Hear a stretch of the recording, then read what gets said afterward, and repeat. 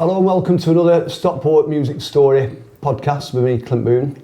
My guest today, special one, it's a very special one. We go back a few years, me and this chap. Not as far back as some of my other guests. We're talking decades with the usual people. But Thom Rylance, frontman for a band called The Lottery Winners, who never actually worked at Strawberry, but we wanted to get Tom involved because he's going to be massive. He's going to be one of the biggest stars in the world, we believe. He's already pretty big in these parts. Already wearing sunglasses indoors. Well, yeah, do you know what I mean? Dress for the job you want. He's got a bad skin eye going on, so it's true. But anyway, so we wanted to get Tom along just to talk about the fact that some of his favourite records were made in Strawberry back in the day. But also Tom's here as an ambassador for new music and new musicians, because he flies the flag for a lot of new artists. And I can't think of anybody more inspiring to feature on today's podcast than Tom. Nobody else was available. Yeah, I thought that might be the case.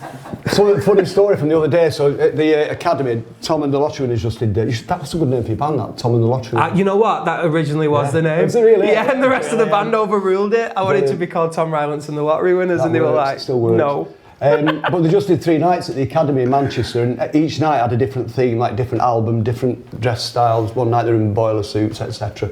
The third night, the last night, was the orchestra night, and they're all in sort of evening suits, or dinner suits, whatever you call it. John McClure of Reverend and the Makers came over to do the collaboration I know you're going to say, of what was recently a big hit single, all over Radio 2 and obviously lots of other stations. But so John turned up in his evening suit, and as he walked in the dressing room, everybody's like saying hello. He said, "Lads, I've right fucked up. He says, I was outside having a smoke when my mate picked me up, Danny or whatever he's called, and I've got my shit shoes on. He had these shit brown like leather loafers that were battered. Yeah, they were bad, weren't they? He said, I've got wrong shoes on. Look at my shoes. Right, sorry, look at my shoes. So I said, what size feet? He said, well, I'm 11s. I said, well, I've got these that are 10, but they're quite baggy. Just dropped my wallet. He wore these on stage, didn't he, with you lot? Yeah, because that's the first thing he said to me. He walked out and there's a video of it. Yeah, he whispers in my ears, I've got Clint's shoes on. Anyway, it's great to have you in Stockport. Have you, apart from, you did Mrs. Boo's tea parties a couple of times? Yeah, they were always a great night. Yeah, they're always good. Or afternoon, really, they're lovely, yeah. Have you got any other Stockport connections apart from that? Probably, yeah. I don't really know. It just all seems like part of home, really, doesn't it? Like I feel like Greater Manchester and Stockport, suburbs. Yeah, all the suburbs around it. Like everyone knows everyone, don't they? So it kind of all just merges in. But rehearsing at Charlie Cole's studio.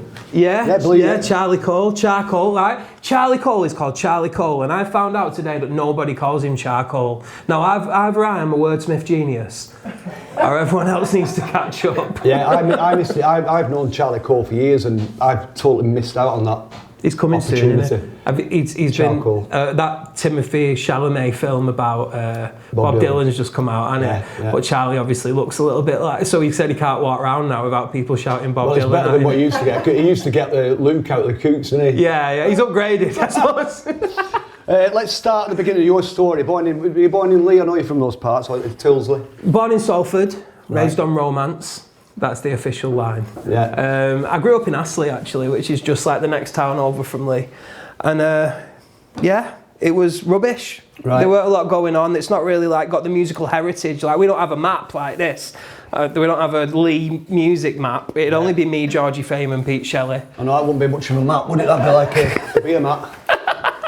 That's the wonderful Stockport music map put together by the Barrett family. It's a piece of art, that, isn't it? Although I think Sean Ryder actually used to live on the street across from me, which makes me think sometimes, like, did my mum know him? Because I'm not much like my dad. Right, okay. But then I see Sean Ryder. You see a kindred spirit. Yeah. And you look a bit like. Yeah, exactly. That's what I mean. I was stood next to him, and I think we both said the same thing at the same time, and it was like one of the moments in a film. I was like, "Where did you live again? What year was it?" Brilliant. And you did pretty shit at school, didn't you? I did pretty shit at school. I had undiagnosed ADHD. I think I grew up in a time when they didn't really know much about it. It wasn't. I'm hoping it's better now, and I'm trying to make it. It's still a new conversation, isn't it? I mean, yeah. ADHD and mental health. It's all 10 years ago. We didn't talk like that, did we? No, not at all. And I was just like classed as a naughty kid, and I wasn't. I was creative, and I just learnt in different ways, but I was never kind of pushed in that direction, really, apart from by one teacher, which was my music teacher. Yeah. And I owe him a lot, Mr. Asprey, and I guess that's why I do this job now. I think you're probably like me. A lot of the things I got punished for at school are the same things that I make a living out of now. Yeah. You know what I mean? That's simple as that, innit? I went to a pretty strict school, but you got kicked out of 2 schools, didn't you? I did, yeah. That takes some doing, that, doesn't it? I was a legend. People still talk about it now. Yeah. I'm sure they do. You said as you left one of these schools, you got, I think your English teacher and your music teacher both give you like some nice words of Yeah, they advice, did, and right? I was kind of surprised by the English one, because I always thought he hated me, to be honest, but he was like, listen, I really think you're a wordsmith. Yeah. And I've proved it now with that charcoal thing. But but yeah, it was weird, man. It was a weird time for me in school. I really did feel like an alien, and like I just didn't fit in with anybody or anything. Kind of until I found like the music kids, and like it was like Nirvana, really, when I was in school. Firstly, Queen for me. Like that's like I saw early Queen videos, saw Freddie Mercury on stage at Wembley, and was just like, oh my God, I want to do that. Like, look, I think it was more like affirmation, and like people respected him and liked him, and that I was like, I want people to like me. So it wasn't the desire to make music at that point, it was to get It was as well. Right. I was very interested in the music, and then I always remember listening to Queen and thinking like, well, how do they sing in these like big blocks? So I didn't understand about harmonies yet, and like learning about it and being intrigued by it. But the thing that really got me into music, it started with Nirvana, that kind of opened the door, but then I found the Smiths, and I found like Joy Division and Oasis, and like those bands, and on top of the fact they were from around the corner, you know, and grew up in houses like mine. It was really inspiring. But I'm right in thinking at this point a lot of them bands had gone, aren't they, because you were born in 89.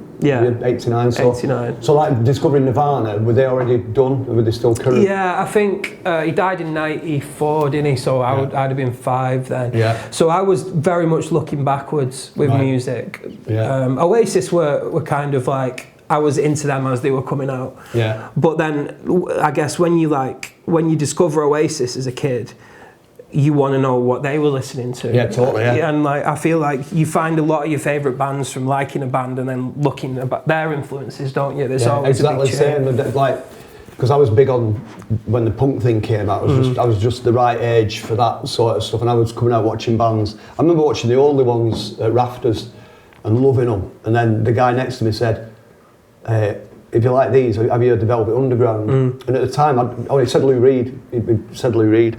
And I didn't really know much about Lou Reed, so I went home and started listening to Lou Reed and discovered the Doors through the Stranglers, you know what I mean? It's like the same thing, so I think when you get the music bug, you start delving into the past. Oh, big time. It became my entire personality, just everything about me, you know. I was just obsessed with music and writing it. Like, a lot of my mates, they all wanted to like start covers bands and stuff, and I was just like, I want to write songs. Like, so how old were you then when that started? I did my first gig when I was 12. So I guess there was like a little bit of time before that when I was kind of learning that was me.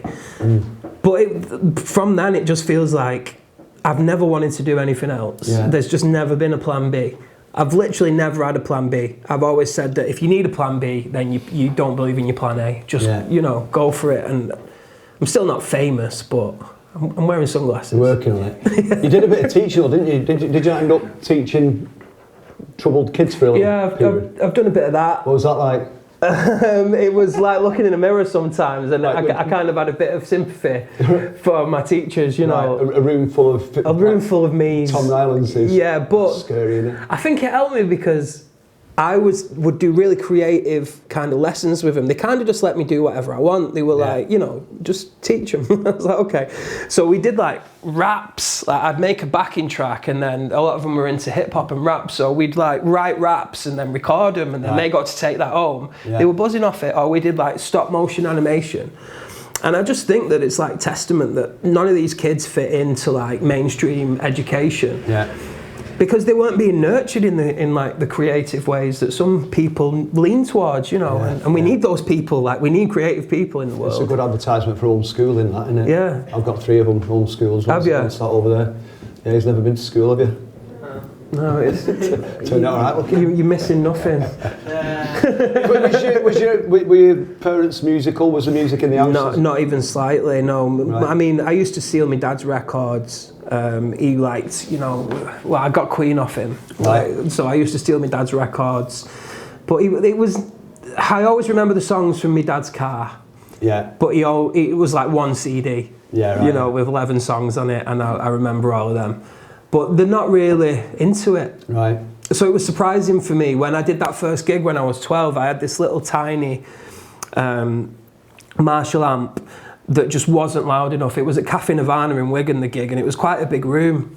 And I was obviously like shitting it. It was a big deal. It was like Were you on with a band? with a band called Obscene. Right. Terrible. I wrote this song called My Time, and I've still got a recording of it, and I sound like a little girl on it. But like, if you actually listen to it, there's a song in there. You know, like I've listened to it back, and I'm like, okay, we've got a catchy chorus, we've got 2 verses, the lyrics aren't shit. Yeah. There's a guitar solo, there's a middle 8. Like I kind of like accidentally knew how to write songs like straight away, which is like pretty cool. Yeah. But yeah, when we played that first gig, I just had this tiny little, Argos practice amp, and you just couldn't hear it at all in the room. Yeah. And my dad came to that gig, and then he kind of never showed an interest in what I was doing with the music. Like I'd come home with like a nail varnish on and that, and he'd be pissed off at me, and like, but I'm like, yeah, so there was like never really any encouragement from my dad back then.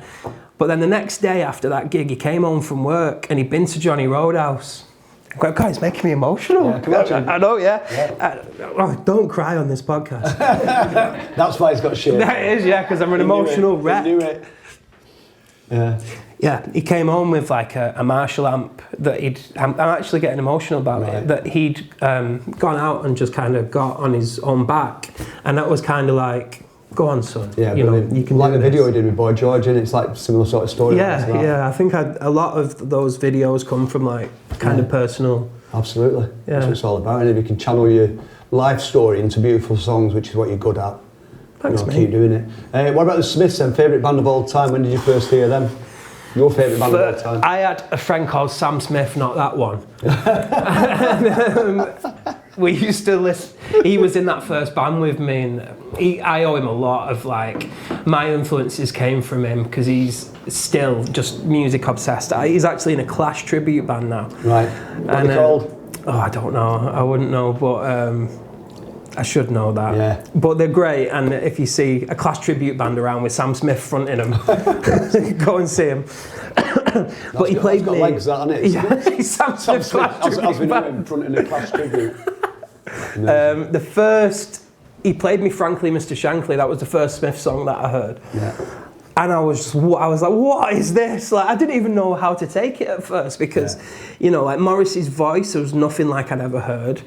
The music was kind of strange. Yeah, totally. The lyrics were funny, and I was like, what is this? And it opened up this door to the Smiths where I just fell in love with them. Yeah. And I felt like Morrissey was talking directly to me, which I'm sure a lot of people do. Yeah. And his lyrics were just so poetic. Amazing, aren't they? Oh God, and like still to this day, like it's sort of funny, but not delivered in a laughing way. Just like, witty, but also really poignant and really, I think one of the greatest ever lyricists of all time, without a shadow of a doubt.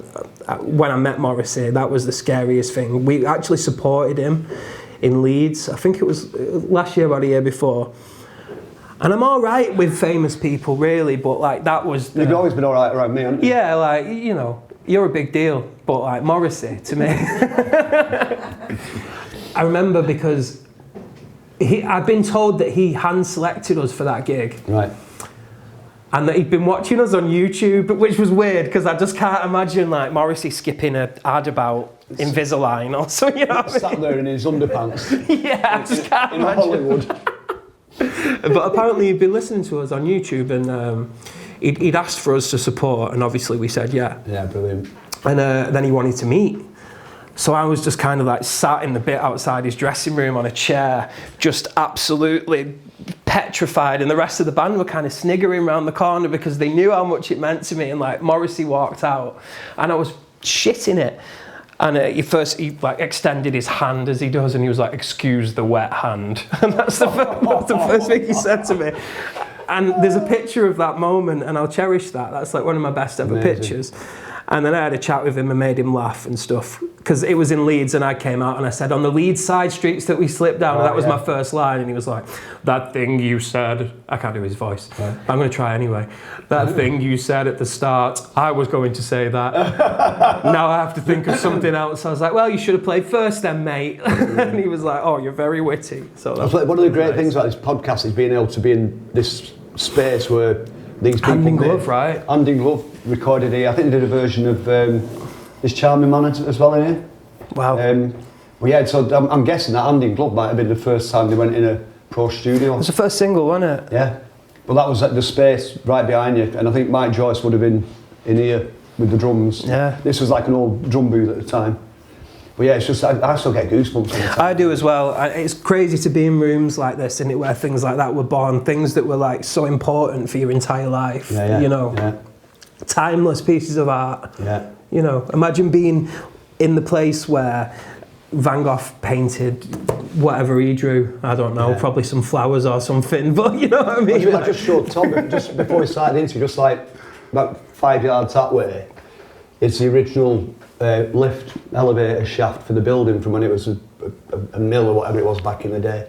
And it's still there, but that lift, the noise of it featured on the Joy Division album, Unknown Pleasures, I think, Isolation. One of the tracks starts with the sound of that lift and the door shutting, and the door's still there. It's behind a glass pane now, it's like on display, but that in itself, that's like the most important part of the building, because that sound, you could still create that sound that was on the record if you just smash that window now and get a mic. Shall we? On phone, get great recordings on phone these days. Well, that sound, that's magical, isn't it? Yeah. What about the other Manchester bands? I like you mentioned Oasis earlier. Roses, were you a fan of the Roses? Yeah, very much so, yeah. It's just, I feel like, for me, and you actually, you're in there, there's like this Manchester elite, you know. Whereabouts are we in that? It's towards the bottom, but you've edged in. Right, okay, you've got in. Yeah, you're in there. You're in there though, yeah. I can edit that, Carl. No, but there really is this like legacy, isn't there? And I think to be a band from Manchester, it kind of, there's a bit of pressure on you. Yeah. I feel like any kind of band coming through, you've got like this, almost like your fathers, you know, above you and the gods, and you've got to kind of appease them and live up to them, and you know, I'm buzzing, like I know you, we're friends, right? Yeah, of course, yeah. Not for decades, but I feel like our friendship is more poignant, it's more potent in it, so even though it's been in a small amount of time. It's brilliant, it started off, like a lot of people, I met you through radio, didn't I? Being a radio presenter and you sending me dodgy little CDs or whatever. Because I was on the evening show, I was able to play The Lottery with some of the first records. Well, to be honest, you were the first person that ever played me on the radio, ever. And that was way before The Lottery Winners. It was like 2 bands before. We were in a band called The Jeffs. Yeah. And I must have been 17 or 18 years old, and you were on XFM at the time. Yeah. And like everybody always listened to you like it was your show was a big deal. Like you can use the phrase "the John Peel of Manchester." Yeah, go on. We'll say that naturally, as if I said it. Yeah. A lot of people were saying the John Peel of Manchester, but yeah, there was an awful single, but you played it. It was called "Cassettes and Cigarettes," and I remember being in my mate Grovey's car. In the Co-op car park in Astley, and we listened to the show, and then just you started talking about us, and then played the song, and it was such an important moment for us. I'm going to cry again because I'm looking at you as I say it. That was a great show to be able to present that, because I ended up with it by accident really, but what a privilege, because I was just getting loads of CDs every day. I'd be getting 30 or 40 CDs in my mail bag or whatever, and all bands wanted playing on the radio. Yeah, we literally sent you a CD. That's you know, that my dad had burnt off his computer. So at what point did you mention 2 bands? What were the Jeffs, and what was the other band? Oh, I've been in a band called the Blue Murders. I like that. And we played in Stockport a few times actually for John at Leaf. Yeah. I can't remember, but I think our only ever gigs were in Stockport for that band, really? Blue Murders. Yeah, we did about 10 gigs. Get them up, Matt. All in Stockport. Bad band, like not very good. Bad band, great name. Yeah, it was a good name, wasn't it? And what about the Lottery Winners, and how did that come about? The band or the name? Well, the band, was it 2008 you started? Yeah, so we were in a band called the Stigs before that as well. Lottery Winners was just... me and Rob were in that band, the Jeffs, who you played on the radio, and when that kind of fell apart, we were the two that always worked well together, and we were best friends at school. When I got expelled from my high school, Rob was the guy that they got to show me around the new school because he was the only other lad there that liked music. All right, okay. But because I came with a bit of a reputation and I was known as like a bit hard because I'd done a bit of fighting and stuff, it was like I had to have this secret relationship with him for the whole school. Like I wouldn't ever acknowledge him in a public setting. Right. Like, but we used to go into the music room after school and play like Radiohead songs together. Did you have the beard back then as well? Yeah, you just always had a beard. Yeah, it was weird. Like that's why no one wanted to be his mate. So me and Rob were always going to be in a band. From those days in school, it was always going to be a thing. Yeah. And then Kate and Joe just came, and they were best friends at school as well. Yeah. We were looking for a bass player, and the first ever music shop had opened up in Lee called Haybrook Music. It was like a guitar shop, and I just wanted to be there every day. Like I literally just used to piss off Graham who owned it and just sit in there all day, never bought a thing. And we put an advert up just saying like bass player wanted for new band, and like just like fate, Katie Lloyd walks in at that moment. And she's like, "Oh, I'm a bass player. I'll try out." And we used to go to these like open mic nights and jam nights all the time. That was like a big part of growing up. And Kate came and she played. I think "This Charming Man" was one of the songs that we played, amongst a couple of others. And I was just like, "Oh my!" She was 15 at the time, and at 15 years old, she was the best bass player I've ever heard. Wow, she's brilliant, isn't she? Yeah, she's so good and so cool. Yeah. So Joe was all right. He kind of came as part of the package, but you know, got to take the rough with the smooth. It's funny because the characters of the band, it's like, I mean this in a real complimentary way, but they used to say about the Inspirers, it's like a cartoon band sometimes. You know, like the extreme difference in your characters and the way you look and the way you handle yourselves, each of you. But you've got this incredible bond as well that I think is quite unique for a band, where it seems like even stronger than family. No, I think it is. It's a weird thing that I don't see it in a lot of bands. I mean, you know, a lot of bands are mates and they've grown up together, but I can't imagine, like, can you imagine not being in that band? What would you do? They kick you out tomorrow? Oh, I don't. Well, take all my songs, get some other musicians, and get some better looking ones, and get famous. You must be aware of that unique sort of chemistry. Yeah, I am, and I've spoken to like my other friends who are in bands, and they say like sometimes they can't believe how much friends we are, and that we hang out every day. We literally do hang out every day, and it's out of choice that like we are best friends, and we'll. Yeah, I'm very lucky, and it's like the family you choose, innit? And we've been through some amazing moments together, but we've also been through some horrible trauma together, and it's really like bonded us close. Do you ever fall out? And if you do, what have you usually done to cause it? Yeah, we do fall, and it is me. I can be difficult, especially in, you know, like a van for 9 hours.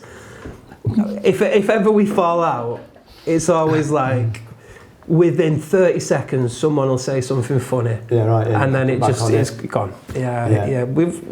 I feel very privileged to have found, you know, my best friends. Yeah. I really do. Let's talk about some of these collaborations you've done, because you sort of, just without collaborating with anybody, I don't care who it is, your songs alone are brilliant, and, you know, your career trajectory is going like that. Absolutely. You've got to be careful doing that this week. You might have to cut that out. But you don't say it, it's like you're already on a trajectory, but alongside that you do the most amazing collaborations, and, you know, Frank Turner, Boy George, Shaun Ryder, Katie Tunstall. Yeah. How do they come about? Is it Cheeky Tom getting on the phone or an email and saying... Yeah. It was at first more so. Like, when we first started doing it, I really had to pester. I pestered Boy George in his DMs on Twitter. Because he followed us and I didn't know why, but I'd written this song and I knew it was like perfect for him. Yeah. And I think I must have sent him about 35 messages in his DMs just every day. And I kept seeing that he'd seen them. You know, it said red. So I was like, right, well, if I just keep this up, I'm either going to get like arrested or he'll sing on it. And then he actually listened to it on the 35th attempt. Yeah. And he just said, send me your phone number. And I was like, oh, is he gonna just like, you need to stop messaging me? Like, I thought it might have been that. But he was like, I was going to do his voice then, I'm not going to do that. He was like, darling, I love the song, I love it so much, let's get together, let's get in the studio, what are you doing next week? You know, invited me down. It was on my birthday that I went and met him for the first time, and we sat in the studio, and he was dead keen to hear everything, that the whole record that I was working on. And like, he's one of them extraordinary people, George. Like, when you talk to him, he's just, much like it is when you talk to me, it's like, you're really fascinating. And like, Can I just say, at the top of my notes, I put modesty isn't one of his strong points. Sorry, go on. You can, you know, you just can tell someone's special. Yeah. Like me and him, me and him have got that. No, he's an amazing person. Yeah. And you know, when we shot the video, we'd hired out this place in London. It was quite expensive, and he was doing the video. He wasn't paid. None of the people that we collaborate with ever charge us, which I think is like amazing. Yeah. And he wasn't paid for doing the video or anything like that. And we were on our way down, and we got a phone call like, just letting you know that George's mum died last night, like the night before, like last night. And I was like, oh my God, because I knew he was really close to her. I was like, cancel the video, obviously, we'll turn around, go home. Yeah. Take all the time you need. And he was like, no, absolutely not, I want to do it, you know, I've committed to this. Yeah. See how beautiful the video is as well, and to know that it's not just a cameo, it's in all the way through it. Yeah, and what a performer. And he was, you wouldn't have known, like, he was so funny and charismatic, and he just said his mum would have wanted him to be there. So wow, you're very hands-on. Not only, we'll talk about your recording stuff later on, but with the videos you're very hands-on, aren't you? I love it. You make your own props and everything. Yeah. You do your own storyboarding. Yeah. Is it Sheldon Pete that does all your videos? Yeah. So he's one of my best mates from growing up. Yeah. So like, and he's another one of my mates who I spent years sat in the bedroom of, you know, listening to music, watching films and watching music videos. And he bought himself a camera, I think when he was about 16, and before he got kicked out of college. And like now we make every video together. It's like, he's so creative and smart, and I respect him so much. And every one of them videos is a masterpiece, isn't it? To me, I think so. Yeah. And the Boy George one, it's like, it's totally the spirit of the story that you told about your dad and Johnny Roadhouse and the Marshall amp. It's like that sort of vibe, innit? Yeah. He's really good at, like, we'll talk through the ideas that I've got for it, and he'll really take it somewhere. Yeah. He's amazing. And yeah, I love that. Making anything is my favourite thing to do. Yeah. You know, like I'm making a song, or writing a poem, or I've been drawing pictures lately, or, you know, I tried painting for a bit. I got cameras bought for photography, and I just want to make something all the time. I've got this real embedded urge in me to just make stuff. Right. Are you any good at kitchen? No, I can't make food. I'm shitting. I've not got the patience. I overcompensate. Like when Charlie's busy cooking or whatever she's doing, I just wash up like a madman just to make it look like I'm part of the process. You know what I mean? Yeah, I do that as well. So talk about the recording process. You have your own studio, don't you? Yeah. And how does that work? Is it your gaff, or do you have an engineer? Do you do the engineering? We do it all ourselves, yeah. It's like, it's more than just a recording studio, really. We've got this big room in a mill. Yeah. And we just run the whole band from there. So from like all the recordings to all the content to where we store the merch to like everything, you know, posting stuff out. Yeah. We still do that as well, like putting stuff in envelopes. Like, not me obviously, but like, you know, Joe. Yeah. He does it. And if you did, you wouldn't admit it. No. That sounds really idyllic. That sounds like every musician's dream, doesn't it? To have a loft space like that. Yeah. And we go there every day. Really, yeah. Yeah, every day. Amazing. From like, it's supposed to be, we say we do like a 9 to 5, but I think I usually rock up about 1. Right. And then leave about 3. But it shows in your output. You can't, you know, if you're on the outside of the lottery winners, and, you know, to me, viewing it as an outsider, it's like to put out that body of work, that amount of work, and to do that amount of promotion that you do, you know, the visuals, the videos, the social media stuff, it's like, it is a full-time job. You can tell there's a bunch of people working really hard behind the scenes. Thanks, I'm glad you can tell that it is. And especially in this like social media generation, it's like a conveyor belt, isn't it? Like, it's just, one thing after another, and you've got to keep going and keep going. But that kind of suits me because I do have this urge to just create things all the time. Yeah, and is that part of the ADHD, do you reckon? Yeah, I reckon probably, yeah. So do you see it as an asset? I do. I wrote a song called Superpower, That's right, which is about that, yeah. I think it is. I wouldn't be able to do what I do without it. And I tried to medicate it recently, and I'm still like negotiating whether that's right with myself and like trying to find the right dosage and stuff, but it took that spark out of me when I was medicated, and I didn't feel creative and I felt dulled, and I was like, is this what it's like? Being normal. Yeah, being normal. I didn't like it. It's fucking hard, you know. You're not normal, mate. There's no way. I have the same issues. I mean, the thing is, it's like I'm very creative in various mediums as well, but sometimes like the real world gets in the way, doesn't it? When you want to be just writing songs or drawing cows all day. We've got one of your cow pictures that you drew for us on the wall. Yeah. What about other collaborations? Have you got like a wish list of who you'd like to collaborate with? Yeah, I'm talking to Robbie Williams a lot. I can imagine that's going to happen. Yeah, I'm trying for next summer. Yeah. So that's the the big news is the lottery winners have been given. Well, Robbie personally asked you to support him on his big UK tour and Europe. Yeah, it's mental. It's 4 months the tour, and it's all stadiums. Robbie is just. It's so weird for me, right? I grew up listening to Robbie as well. That was a big thing. Like the first time I sang was in primary school, in front of the school, and I sang "Strong" by Robbie. You know, and that embedded this little thing in me that when everybody clapped, it was like acceptance, and it was like, oh, I want to do that. Like this feels good. That could be one of your songs, couldn't it? Thematically. Yeah. It's like the kind of thing 100%. And so when Robbie just kind of popped out of nowhere, I feel like I've manifested it a bit because we put a Robbie lookalike in one of our videos like a week before. Yeah.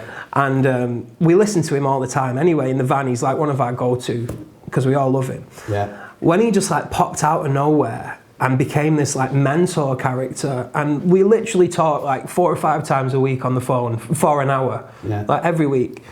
Which is mad considering what he's doing at the moment. Like he's out there promoting this film, which is amazing. Yeah. And like he was in South Africa the other day, and then before that he was in LA and New York and like Australia. He's just somewhere else every day, and he'll phone me at weird times.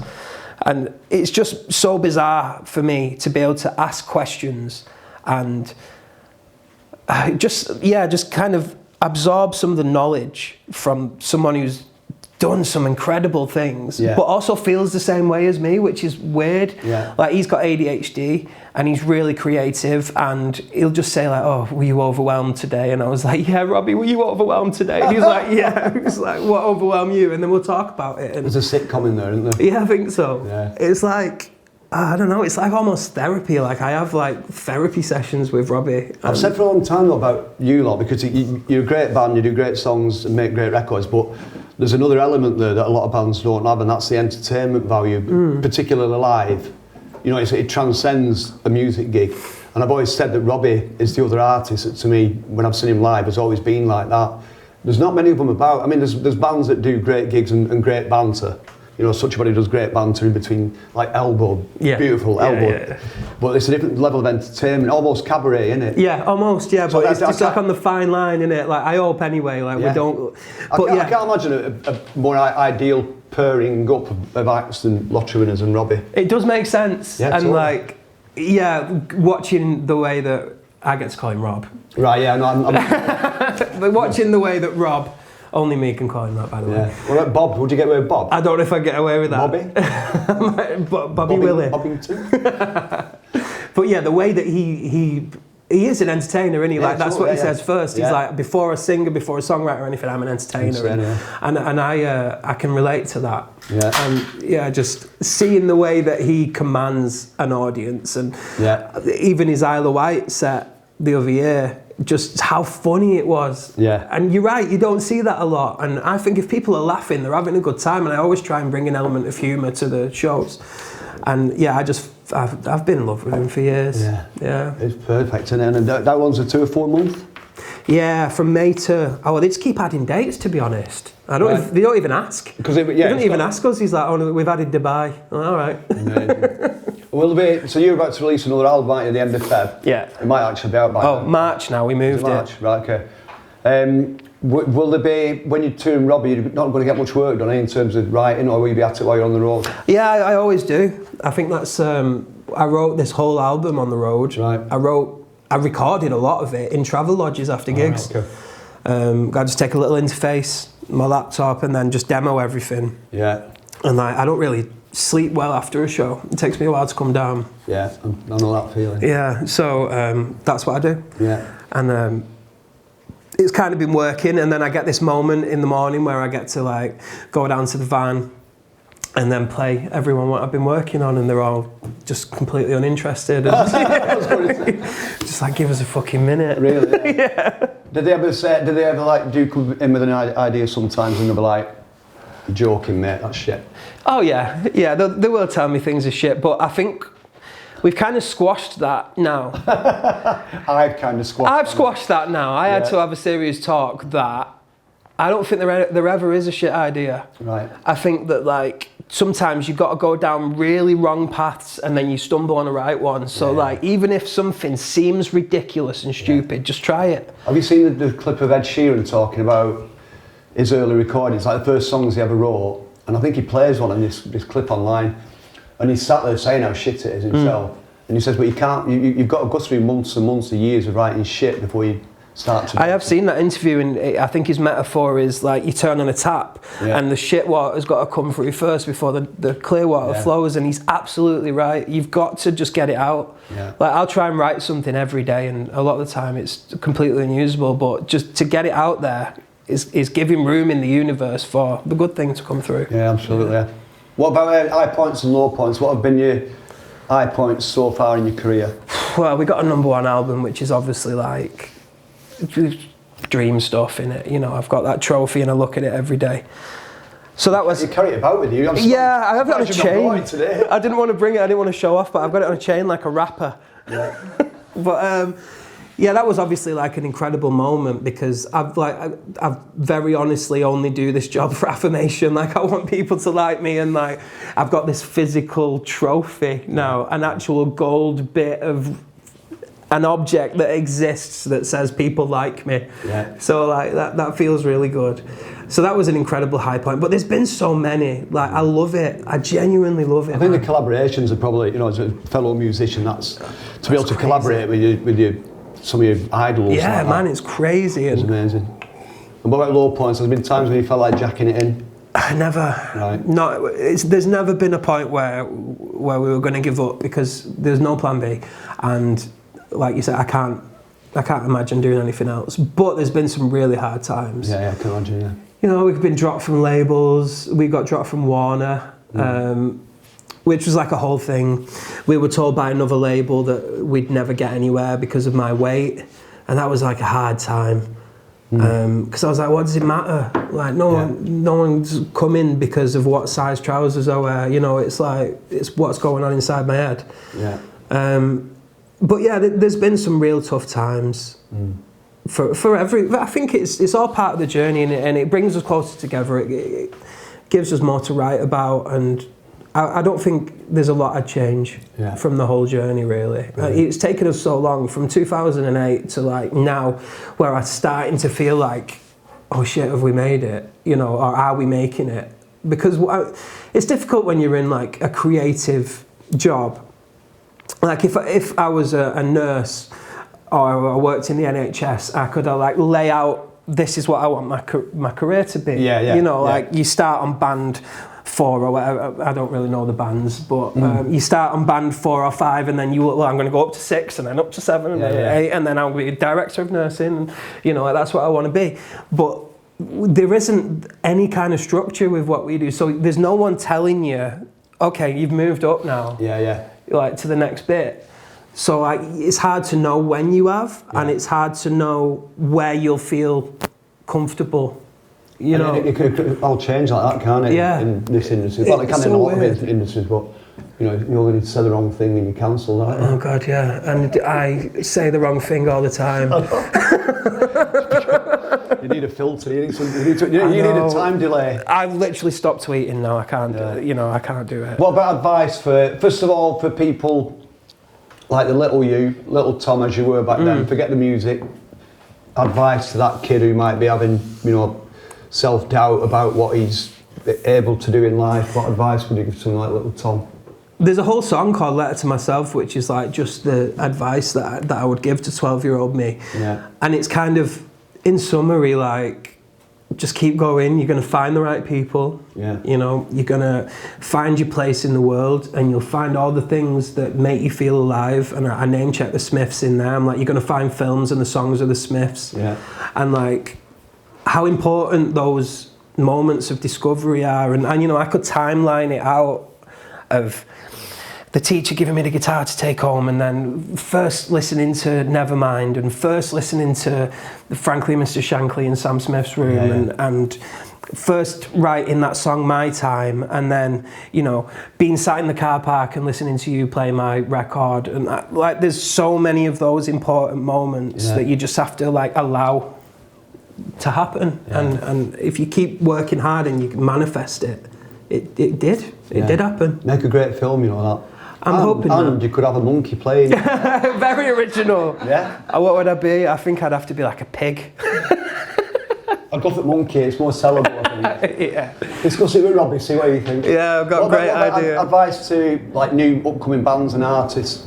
So like you lot back in 2008, 9 when you started a modern day band in that position, what advice? Well, it's mad, isn't it? Because everything shifts so much. Like from when all these albums were recorded here, is a completely different music industry to when we started in 2008. Yeah. And the music industry in 2008 is a completely different industry than today, you know. And I think you've got to adapt and you've got to move forward, and that's something that music's always done. Like, we've always adapted through all the different kind of phases. So just like keep going, work hard, like be authentic.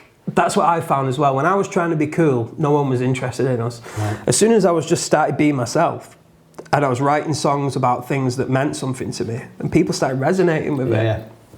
Don't try and be cool. Just be yourself. You probably already are. I think one of my bits of advice is, you said exactly the same thing in different words, but use the tools that are around you at the time. Like when the Inspirals were starting out, it was cassette tapes from Boots, fanzines. It was John Peel who you could phone while he was on air and, you know, put requests and whatever, but just embrace whatever platforms are around you, and you lot do it brilliant, don't you, with your online stuff. Try to, yeah, we try to. I mean, you've got to, haven't you? It's just such, like the whole world now is in your phone, isn't it?